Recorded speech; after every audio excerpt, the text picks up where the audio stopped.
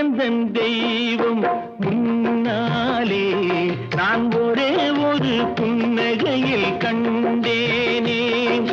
பாசமுள்ள பார்வையிலே கடவுள் வாழ்கிறான், அவன் கருணையுள்ள நெஞ்சினிலே கோயில் கொள்கிறான்.